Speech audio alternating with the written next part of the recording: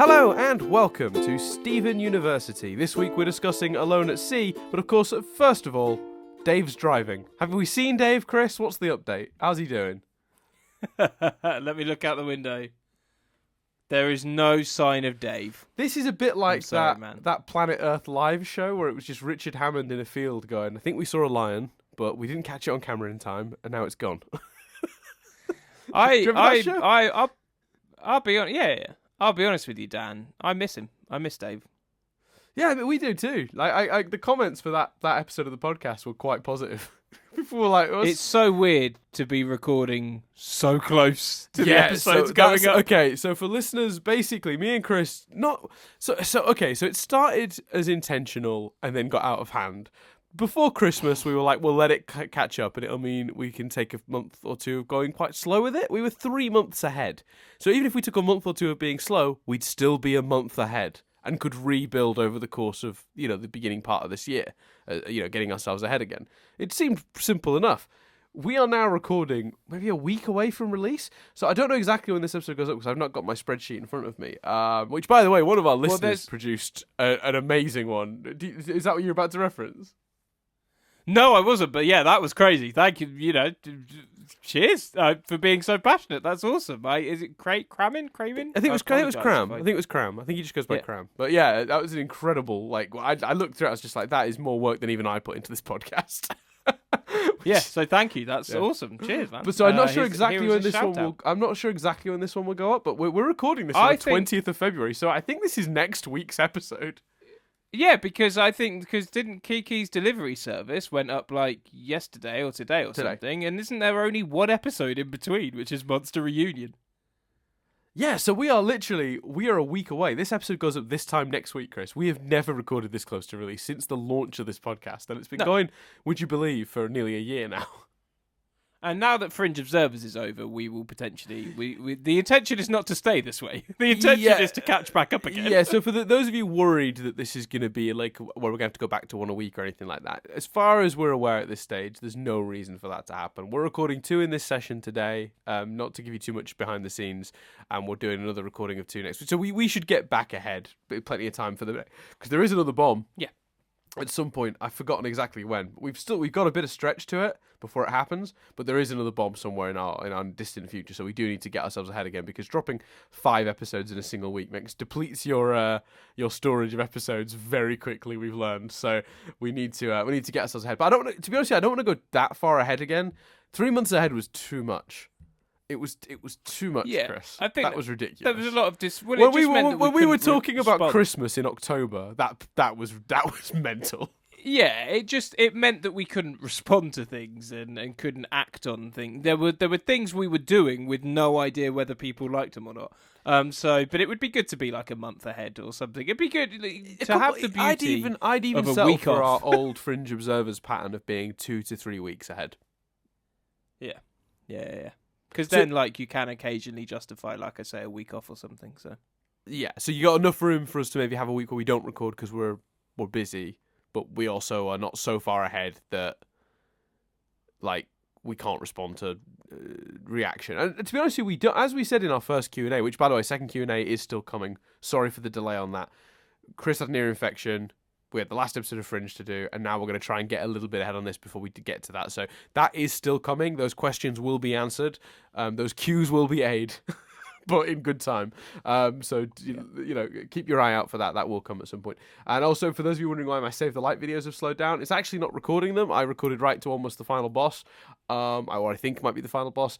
I've simply not had time to edit and upload them the last couple of weeks. I've been very busy. So yeah, and I figure best to try and get ahead with this now since we've got close. But anyway, we digress, Chris.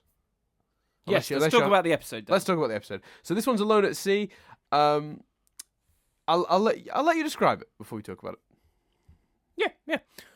So this episode mainly deals with the cute blonde one. The cute blue one. I've seen you all bitching at me in the comments, so I'm just not going to say her name. So the cute blue one. She is just what? Lapis. You got a problem with that, Dan? Lapis with a P, not an F. That's the problem.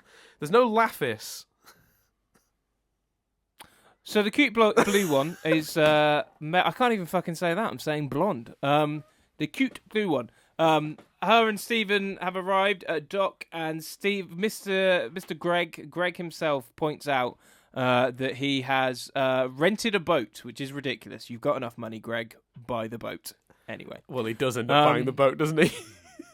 Well, yeah, but so they've got this boat. Stephen, I get it, but it's a bold move. But Stephen's basically like, you need to get back on board with the ocean. So they go out, and the cute blue one isn't really letting herself go. They have a bit of fun with the horn, but fundamentally she's a bit cagey. She doesn't shake Greg's hand. She feels bad about breaking his leg, that kind of thing. And there's a thing where Greg's trying to fish, and the cute blue one brings the ocean out, and they see the fish and stuff, and then it drops, and it just gets a bit awkward. And she basically reveals that she, in a way, is missing Malachi. And then Jasper appears, and Jasper's like, let's make Malachi again, and then it becomes a metaphor and a symbolic for unhealthy relationships. I mean, wow. This show, man. And she's trying to be enticed back, and Jasper's like, let's do it. And the cute blue one's like, no, I'm not going to do it. I don't like who I am, with you. So Jasper goes to attack Stephen, and then there's a water fist comes through the boat, breaks the boat up even more. Jasper goes away, and the cute blue one and Stephen are all cute and happy. Mm-hmm. That ends. Yeah, in terms of, we'll start straight with you, Chris. What do you think about this episode? How did you feel about it? I thought it was great. I thought this show's capacity for what it can do in 11 minutes is still crazy. Yeah. I thought that I have a topic I want to discuss. Like, it's funny. I was talking to Jess about. She's gonna hate me saying this. I was talking to Jess about the podcast the other week, and I believe one of the questions on the Q&A, I haven't had them all read out to me, but I think Jess commented that one of them was about her and whether she's watched the show anymore, and she hasn't. And I go, you really should watch the show. And she's like, I don't want to watch the show. It's stupid. She legitimately, you know how I'm not fond of animation, but I deny that. She will admit it. She's like, I don't particularly like cartoons, da-da-da-da-da. Yeah. And I'm like, oh, it's a shame that you won't watch the show, really, because it's the logical thing. And Jess is like, why? How on earth is that logical? And I was like, because if you could be convinced to watch the show, in some ways, if we catch up to the end of the show, that's the best way to continue the podcast. She's like, what are you talking about? I'm like, well, don't you see the genius? If suddenly Dan and I together are forcing you, the show can continue. The podcast continues with its core premise. One person who doesn't want to watch the show at all is forced to watch it by two fans. But how cool would that be for listeners of this if suddenly I'm on the fan side and the person being forced to watch it hates the idea way more and is way more begrudging than I ever was? I was like, that's the dream. And she's like, don't say that on the podcast because Dan will want to do it. She knows me so well. But she knows me too well. But it is like the ultimate way to continue with the exact premise of this show, and I think people would get a real kick out of suddenly I'm the fan. Which can I just say to listeners that anyway. Before we get too excited, that is not at all currently the plan. There is a plan for when we catch up, which we'll talk about in the Q&A. Yeah.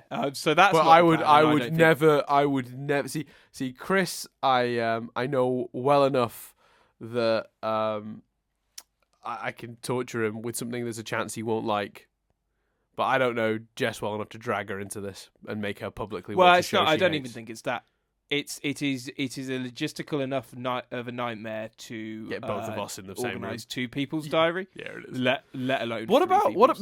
maybe a separate series of you talking to Jess about it though, without me? Maybe, yeah. But anyway, what I thought, like, because I said it deals with some really deep themes, and she went, no, it doesn't, and I went, it does, and she went, it doesn't. There's no way it can. And I'm like, trust me, it does. And I was thinking about this conversation after this episode. And I thought to myself, I'm not going to do this. But if you were to show that episode to someone cold, would the deep themes be as apparent? Or would they be going, it's fucking monsters and sea and water fists? And I think there is I think there is a chance that it would get lost in translation. The reason being, the show has spent a long time making us not think of the gems as anything but not human, obviously, because they're not human, but making us think of them as people with feelings and thoughts and things. But it'd be very easy to look at them, and even though they are humanoid in design, because of their like the skin colors and the some of the strange shapes and the fact they've got these powers and these things, it would be easy to just look at them and assume that they're just like Pokemon or something. Do you know what I mean? I'm not. That's dismissive of the design in the show, because the design work in the show does a great deal of the lifting in making the gems feel more substantial than just Pokemon. But I mean, it would be to clarify my point. It would be really easy for somebody to be a bit dismissive of the humanizing elements of the gems and the character work that's been put into the gems. And I think that without the context and the build-up, no way does that land very hard. No way. Also, as well, in this particular example, if you don't understand the concept of fusion and then don't know about how Garnet, if you don't know like the backstory to how Garnet sees fusion and how important it is to her and how it can be abused, then you don't understand how horrific the idea of a forced fusion is with one unwilling participant, making it kind of an allegory for another situation that's even worse. And then there's this whole thing which makes it almost come across like potentially like a partially like somewhat abusive relationship or an unhealthy relationship. This episode is categorically about an unhealthy relationship. And I'm not disagreeing with that, but what I'm saying is all of that spawns from things pre-established. Because for you to get that, you need to know the characters, you need to understand fusion, you need to understand how fusion can represent relationships, you need to understand that it's important to someone like Garnet, but you also need to understand that in Lapis's case with Jasper, it was very much an unwilling fusion, and it was just to keep Jasper out from everyone else. And then you also need to understand how toxic Jasper is and how much of a bad person Jasper is. You need to know all of that before you hit play on this episode for, I think, much of it to land. So while it is an interesting question, and at a glance you might go, yeah, the dialogue makes it pretty clear what's going on.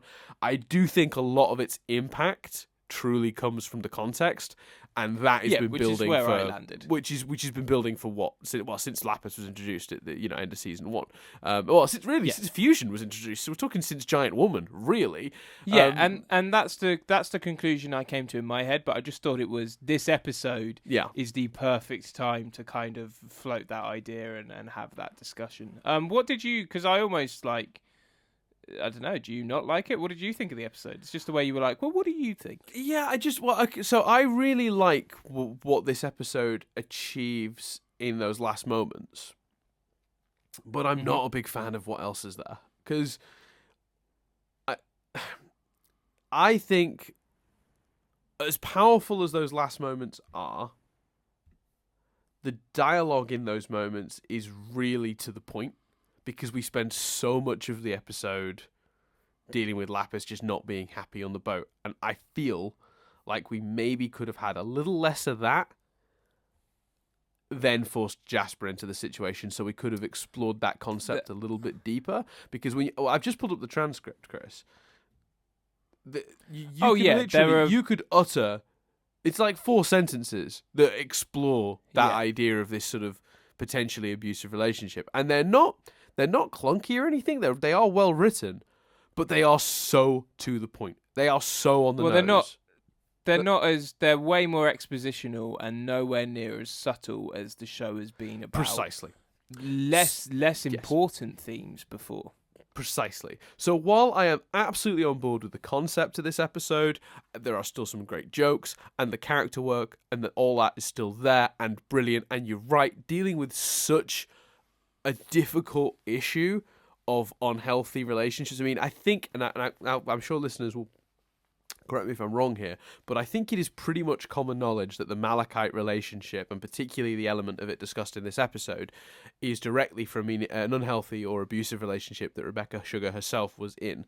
I think that is. I think that is common knowledge, and I don't know if that's something she said or if that's something that's been established from fandom have worked out. I'm not sure, but I do know there was a radio show. The guy who voices Greg does a radio show in the States. Or maybe it's just a podcast, I'm not sure. The clip that I heard was he got to interview Rebecca. She agreed to come on his radio show, and they did phone in. And one of the listeners directly asked her about it. And the way they did it was really rude, invasive. The person was out of line to ask her about her private relationships and how they may have influenced the character. I mean, the question, was it based on on something that really happened to you, might be kind of acceptable if phrased well enough, but this person wanted details. They wanted to know exactly what was going on. I think that was really unfair and unfortunate. Go on. I think you have to go broader than that. You have to go, is there anything in the show that is intrinsically based on anything that's happened to you personally that you'd be willing to say? Yeah, and even that is so much politer and respectful, and big props to the guy. I forget the guy's name who voices Greg. God, it always escapes me. Tom Sharpling? I think that's it. And he dealt with it beautifully, really got involved and did not, Rebecca did not end up answering that question. I think that's right. I think that's fair, and I think it was pretty despicable that it happened that way. But it does seem to be something that is common knowledge that that Malachite was in some way based on a real relationship, and I think that's really important. I think from a writing perspective, sometimes when you're writing something and you've had a bad experience and you've gotten through it, it's actually really sometimes cathartic to arc out in a narrative an experience you've had, negative or positive. And I think that can just really give you closure to say that this is where I started, this is the thing that happened, and at the end, like in this case with Lapis, I was able to make the choice, and that's the important thing about this episode. Lapis made the choice of going, no, I have decided that is unhealthy, and I will not continue to take part in it. I am going to be the bigger person, because and the real sad thing is, whether the relationship was abusive or just unhealthy, because there is a big difference between the two, and I've heard both words thrown around in regards to this. Here, I'm just going to go with the word unhealthy, because I don't know what the real thing this is based on was regarding to, and I think it would be unfair for me to make any assumptions. Let's just use the word unhealthy. I know many people in unhealthy relationships where both people are not suited to be with each other, but they feel compelled to continue to be it because they're scared of whatever is left when they're not. Do you know what I mean? I know a lot of people that get stuck in those loops and they end up breaking up and getting back together. That's how the Ross and Rachels of the world actually happen. The real life on and off agains. It's people who intrinsically know they shouldn't be together, but they don't like being apart because that's scary and new. And will you ever find someone else? And you're already familiar with that person. You're already comfortable with that person. Or because like in this case, there's elements that actually they do enjoy, whether they should or not enjoy them. There might be elements that are enjoyable. Yeah, I 100% agree, and that's what's I think really brilliant about this episode is that Jasper. So we learn that Lapis weirdly misses it, but she knows she shouldn't. But you think that's crazy, and then Jasper of all people, who we've got all this context with Jasper of that she's just disgusted by fusion. We saw how she reacted to Garnet originally. A cheap trick to make Jem stronger. And here she is basically on her knee begging to refuse because that relationship means that much to her now. And I think that's really, really powerful. It's a shame that in this example, because the episode spent a lot of time building to Jasper's arrival, they didn't get to do it in a more subtle manner that I'm more accustomed to with this show. But I would say, on the whole, that ends up being quite a minor criticism because the actual drama of that is still there, even if the dialogue is really, really on the nose. And like I said, go on, sorry. Well, here's my question then. I think there's two options or two alternatives. Jasper comes in earlier, or Jasper comes in at a later episode and you deal with Lapis's the cute blue one, and her regrets and her misgivings, and maybe you end on, I miss Malachi. Which would you have preferred to see? Of those two, I think if you ended on the revelation of missing Malachite, the episode would have felt like it didn't really have a point. It wouldn't have felt like because I think basic storytelling means I need to feel something needs to feel resolved at the end of each episode. It doesn't need to be a huge thing. It can be something tiny. Ending on a thing that needs to be resolved, you're basically starting a story at the end of a story. So I don't know if I like doing it that way personally, although it does mean then you could later on do a whole episode dedicated to a thing. So the payoff to that could be very powerful. But if we're talking about an individual episode, I would much prefer for them to have brought Malachi in sooner, because as well, I don't know if we needed as much moping as we got before Jasper shows up. Some, because it's good to get a mental reframing of where Lapis is and that she's still not quite settled and that she's still uncomfortable. I think that's important, but I think they over-egged it. Does that make sense? I think they spent 7 or 8, I think maybe even 9 minutes of the 11-minute runtime doing that. And I think that's, that might be too much. Especially because as well, the second that she couldn't pull that fish up and it was clearly very heavy, I did wonder. Like, the first time I watched it, I did start to go, that could be Jasper. And then the boat rocks, I'm like, that's probably Jasper. Well, I thought, I didn't immediately go to hit her, but I did think, this is a gem. This is...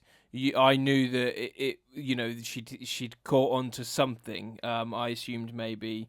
some sort relatively of water generic, monster, gem monster. Yeah. I mean, that to be honest with you, probably would have been my very, very first thought. But obviously, thinking about the way this show likes to expand its stories, it made more sense to me that it would be Jasper.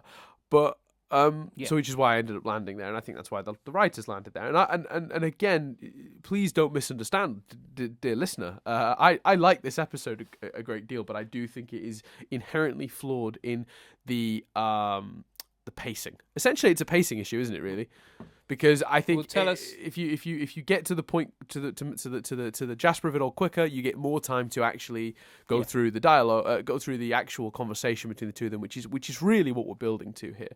And I think that could have been more interesting. Well, tell us what you did like. I thought there was some. It was a good example of an episode not being hysterical, but being littered with enough good gags. The boat name, the water fist, I'm the one whose leg you broke stuff. Good comedy. Yeah, they did a couple more awkward comedy moments as well, which is, I'm noticing a trend, and I don't know if I'm noticing this by accident or if it's just something I'm picking up on now on a rewatch, but I'm noticing a trend of whenever Greg's about and there's also Gem stuff, that's when you get these awkward moments where Steven tries to bring those two worlds together. So like when it was Pearl and Greg and he was like, let's bring Mom... and he's like rubbing his belly or whatever. And we were like, that's weird. We both found that really awkward and weird. This was the same when he was like, this is my dad. You haven't met yet, but you broke his leg when you stole the ocean. It's like Steven can't, whenever he brings both Greg or a human part of his life together with a gem part of his life, there is always some weird awkwardness that for some reason he doesn't quite seem to see. And I can't decide if that makes sense and is endearing or is weird and he should stop immediately because he's making it worse.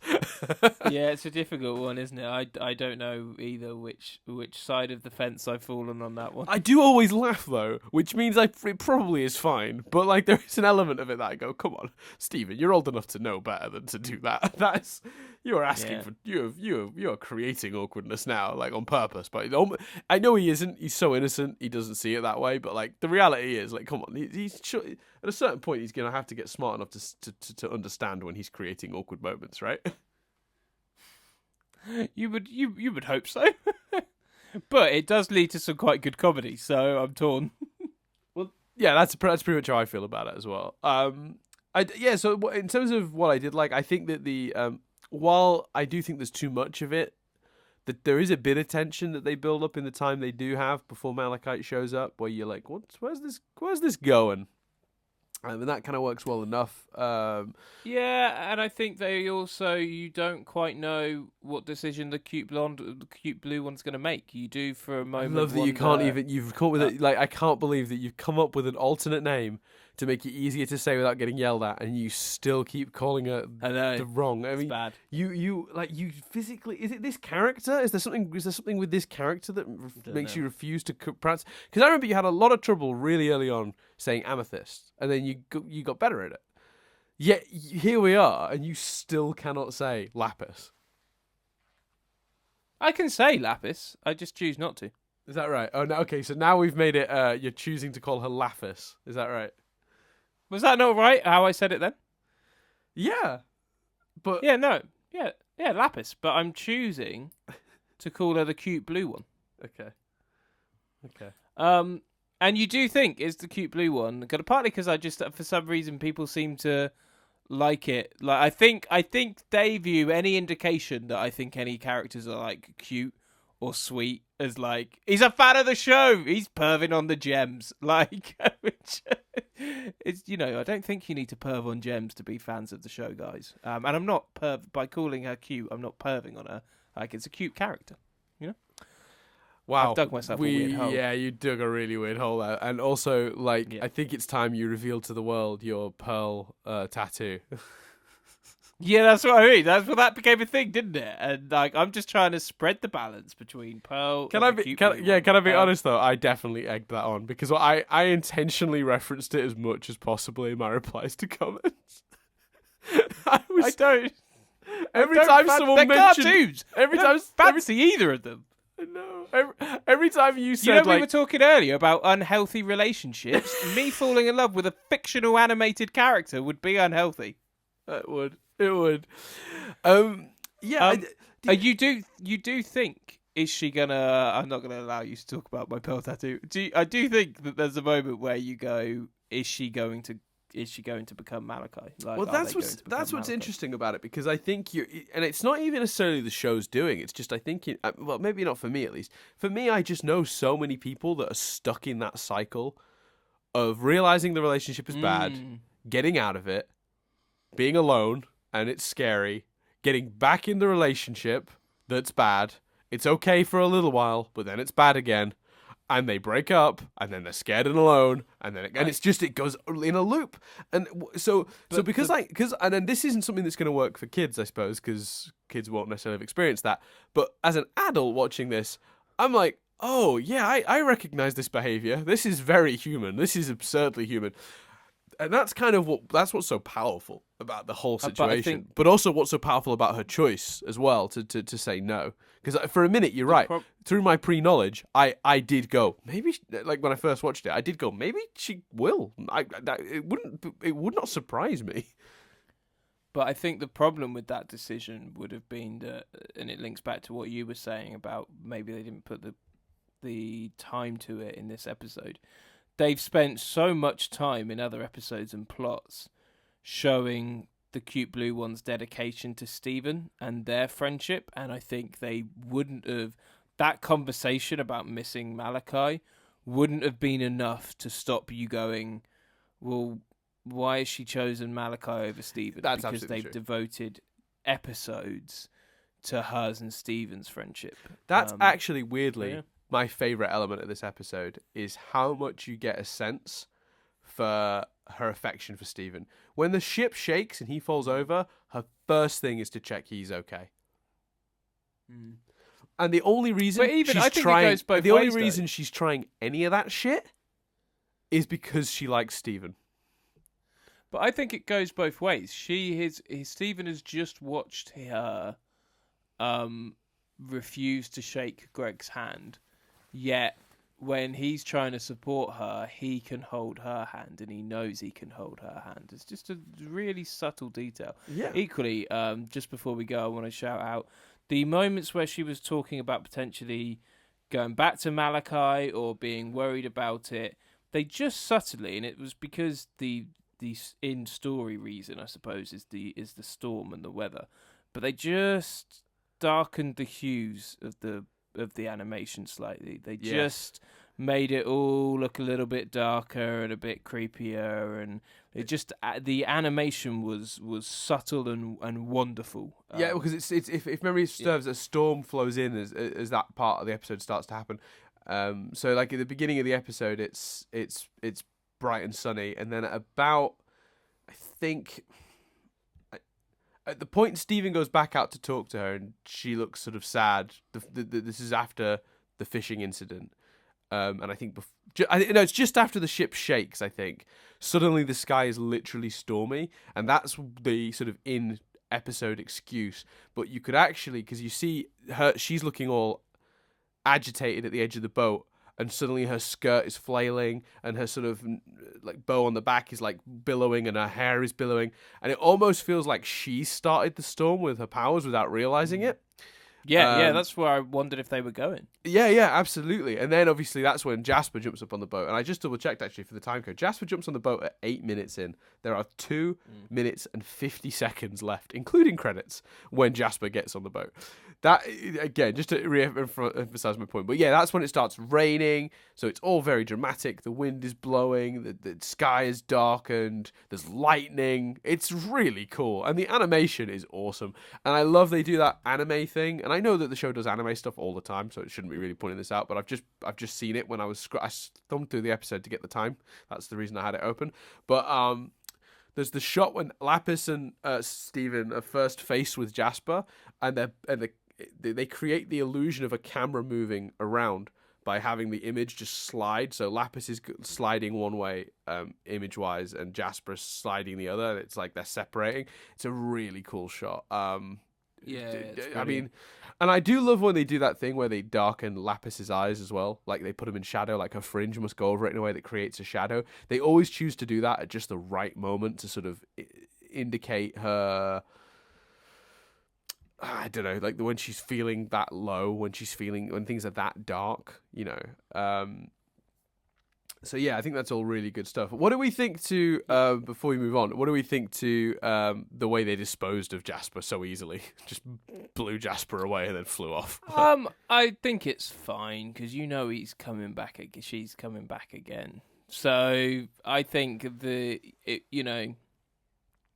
no, if it's not a gut emotional, almost comedic response, then you're just left, anything bigger than that, you're just left going, why didn't they bubble her? Like, but do you not wonder, do you not think though that things like that can potentially harm the threat of a villain? I'm being devil's advocate here. I don't necessarily think that's what's happened here, but I think somebody could make an argument that making Lapis simply just, blast Jasper away like that makes Jasper seem like less of a threat going forward. Do you not think that's a possibility? Possibly, but I think the argument against that is, at the end of the day, they were in the middle of the ocean. Like, the cute blue one has the upper hand. Okay, that's fair. That's, it's a very different fight on mainland. That's fair. That is 100% fair. And what a nice, it just made me think of the slap at the end of Power Rangers, the most recent reboot movie, where essentially the movie ends by them slapping Rita Repulsa in the Megazord. Oh God, yeah, I've forgotten about that. Yeah, it's madness. That movie was like the weirdest thing. Like, of all the ways I expect that movie to go, that was not the one. Anyway, this isn't the place. No, they slapped her into space. Yeah, it was a strange movie. Very quickly, I just want to quickly read out the dialogue from the moment that it becomes a bit more of an allegory for an unhealthy relationship, because I just found this dialogue really, really interesting. So Jasper says, "I was wrong about fusion. You made me understand. Malachite was bigger and stronger than both of us. We could fly." And then Lapis says, this is the bit that got me, was when Lapis says, "I was terrible to you. I liked taking everything out on you. I needed to. I hated you. It was bad." So what I found most fascinating about this was it wasn't necessarily the Jasper side of this relationship that was unhealthy. Like, that really blew my mind the most, I think. I think that's a really good... That, as much as I've said the dialogue was a bit on the nose, the concept of Lapis feeling like she was just as a part of what made that unhealthy as Jasper, that she didn't feel hard done by being put in a relationship with a person who's essentially a villain. But it was actually like she hurt Jasper almost as much as Jasper hurt her. They were both being tortured down there. And again, it's that really clever symbolism of an abusive relationship, because essentially the cute blue one is taking out years and years of rage and abuse on one person. Yeah, because that's even cleverer than I initially thought, because the gems trapped her in the mirror. Yeah, and she trapped rage, Jasper in a fusion. I didn't even think of that. So often that's the case in abusive relationships. The person is it's about their, and I'm not by any, obviously I'm not in any way making excuses for this, but I'm just stating the fact that this is often what happens. It's about more than the anger that person's making them feel. It's about, maybe they were abused, or it's about their history, and that's the form the abuse is coming out in. Yeah. And that's what's happening here. The cute blue one is letting out years of rage and pent up abuse on Jasper. And that's what's amazing as well, is Jasper's response, which is, it'll be better this time. I've changed. You've changed me. I'm the only one who can handle your kind of power. That's like saying, I can take it. Don't worry. Like, that's crazy. That it is again. Well, also it's saying powerful. we've changed. Things will be different. Like, it's nuts. I was just watching it. Like, this is unbelievable. This is. And also, like, how, again, it's that thing of the show is saying, this is wrong. The show is saying, this is not a relationship. Lapis literally says it. She should be in. The next line that she utters is, what we had wasn't healthy. I never want to feel like I felt with you. Never again. So just go. Yeah. So, I mean, it's literally 3 lines of dialogue. To be fair, as much as I said I wish it had been more, they do a lot in 3 lines of dialogue, don't they? They do. And look, I'm not saying, in the way that we've, in the way that, obviously, this kind of stuff takes more than, Pearl and Rose is not going to make necessarily kids understand the complexity of gender and love and romance and all of those things. And this isn't necessarily going to make kids understand the complexity of abusive relationships, but it has a very clear stance of this isn't right, and abusive relationships are not a good thing to get involved in, and if you can, step away.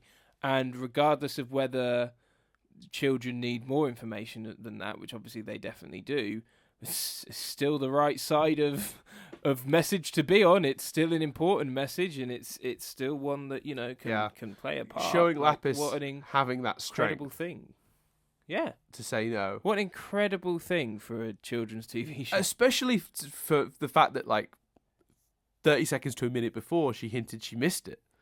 So because that's what works so well about it as well, is like you just found out that she would kind of want it back, so that decision to not feels even more powerful, Definitely.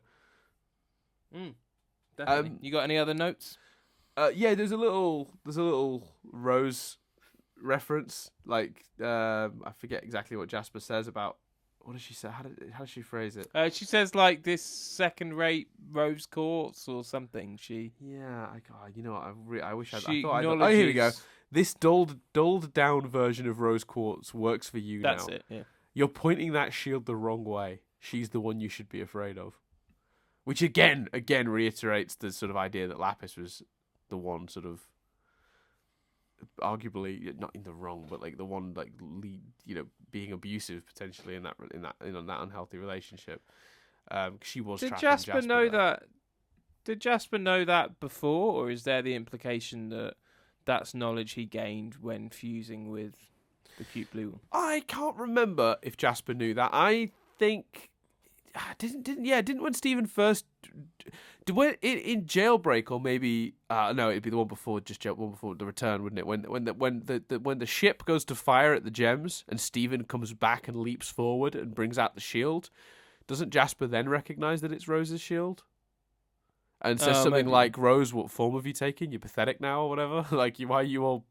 Right. Okay. I might be wrong. I might be misremembering. But if not, if I'm misremembering and that didn't happen, I've invented that in my head, then that means she must have got that information from when she was fused with Lapis, I guess.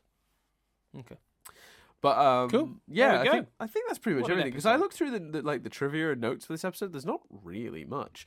It features a new ending chunk theme, a new chunk of the ending theme that we've not heard before. There's a reference to Happy Days when they go, "Hey." Hey, yeah, which I thought was weird because it's not like Happy Days. I mean, I know he jumped the shark in it, but as far as I'm aware, Happy Days wasn't set on a boat. Like, Yeah.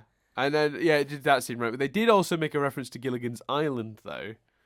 Because he says which little makes buddy, more sense. which is Gilligan constantly referred to the skipper as little buddy. That And he makes was, way at the more time, he's sense. wearing a sailor's hat. Yeah, nice. So that's a good little one.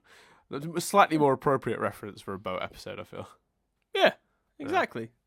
But there's Cool. not much else, though, in the terms of notes on this one. In fact, this is probably the thinnest one in terms of notes I've legitimately seen.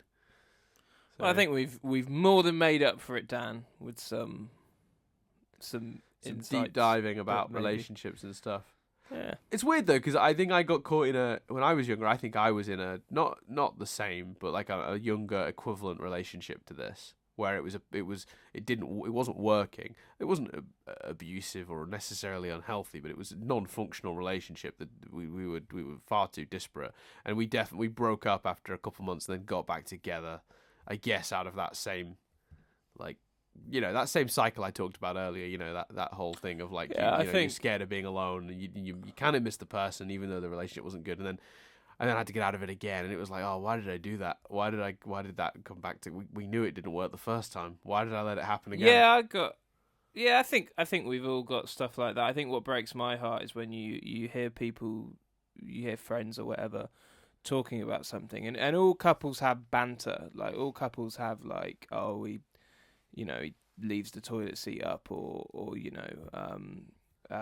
like Jess and I will banter about how I overthink and get really paranoid and stuff.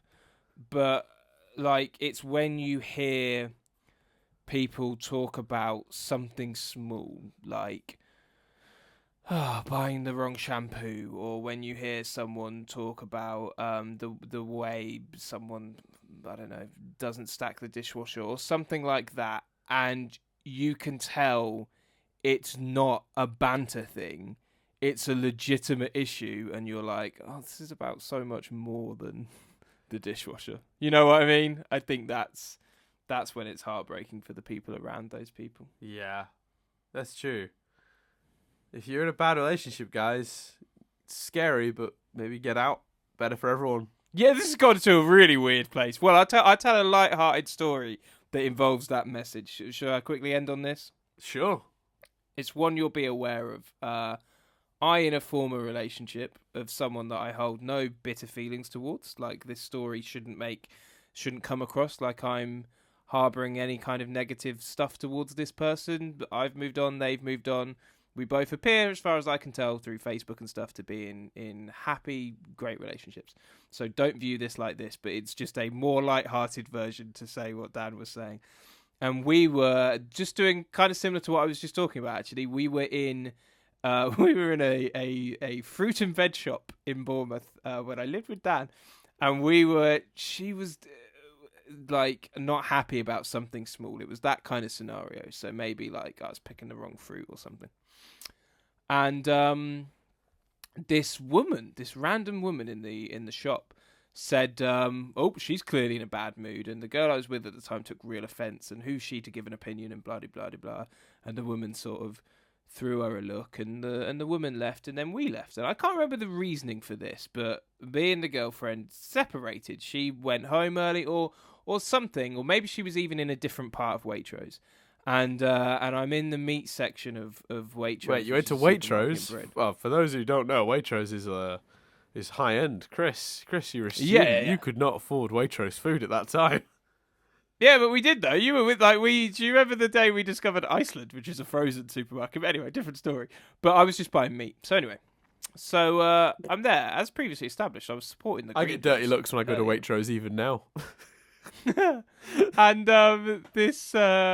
the same woman that had been in the shop came up to me and she said, "Oh, excuse me," and I said, "Oh yeah," and she said, "I don't know if you remember me. I was in the shop," and I went, "Oh yeah. You were in the shop like 10 minutes ago." And she went, "Yeah." Listen, here's the thing. I was in a relationship like the relationship you're clearly in, and I was in it for a good number of years. I was in it for like 5-6 years, and gradually, bit by bit, that relationship broke me and it tore me apart, and I was left nowhere near the person I was when I began it. And I thought I should be in it, and I really thought I loved the person, but actually it was just causing me nothing but pain. And I know it's hard to hear, and I know you're probably not going to listen to me, but please, just promise me you will at least think about this for 5 minutes. Consider these words for 5 minutes and think about whether you are happy. And please, if you are not happy, if there's a fraction of you that doubts you want to be with this person, then get out. It will be scary and it will be hard, but it will be the best thing. I did it. You can do it too. Get out. And then she walked away, and I just thought, I only wanted to get some ham. Like, also, it sounds like the start of a horror movie. Get out of the shop. Just wanted to buy some pork. Wow. Didn't expect. I'd forgotten about that story until you just retold it. Because I remember you telling it, because we lived together at the time for listening. Yeah. Chris and I, and I vaguely remember either that night or the next morning you being like, Dan, wait till you hear this one. But I can't remember. How did you react at the time? Did you think, other than the obvious of that is some unsolicited advice from a stranger, how strange? Beyond that, how seriously did you take that advice though? Without getting too deep about it, I knew she was right. Like I fair enough. I was in a situation where it was the excuses. We've got exams, we've got coursework, we've got this, we've got that, and then to put off, ending things for way longer. That sucks. And again, for the better for both parties. I doubt she's listening, but I harbour no that the point of that story is the ham punchline, I guess. But I suppose there's some truth there. This has gone to a really weird place, this episode. What a weird episode. You know what? I need to do this just so it feels a little but bit. Interestingly, but I bet when I told you... Watch me fix it quickly, Chris. No, wait, can I just say? I bet when I told you the story at the time, you were like, she may have a point. Oh, yeah. Well, I mean, I could see the relationship for that as well, but but even though I knew you, it's not my place to say. Look, I think it's really important that people figure that stuff out for themselves, and while... Yeah, I agree. And while I do think that it helps make people think about these things, because you can save them years of potentially trauma, or even losing something of themselves to a relationship like that. I do think that if you try to tell someone it's bad for them, they will most likely reject that, fight on, and you'll probably just make it worse. You'll probably just make them more determined to try and make it work. It's really important that...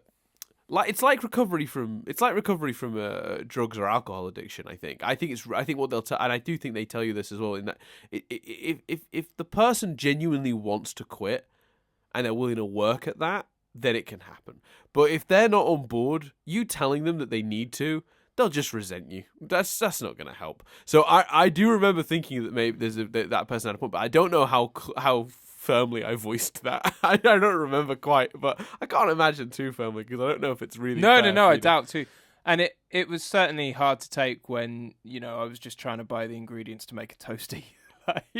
I had a toastie today. It was delicious, Chris. I just wanted to pimp up my grilled cheese sandwich with some ham, I didn't expect the life advice. I had a toastie today. It was good.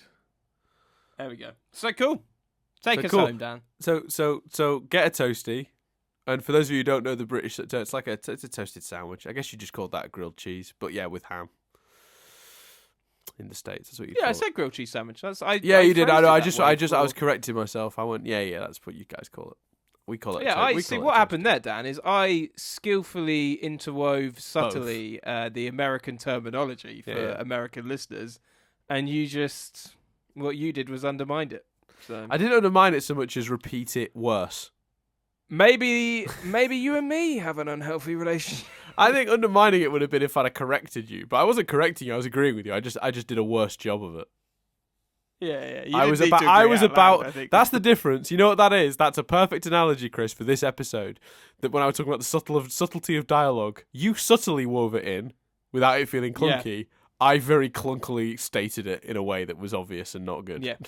That's fair.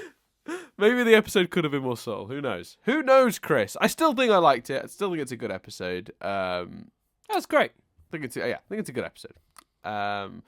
So yeah, we'll speak to you guys, dear Lord, in a few days' time with an episode we're about to record after this one. God knows how that's going to go because we have talked ourselves into a weird place. What we really need now is for Dave to show up so we can get back to a slightly more lighthearted podcast.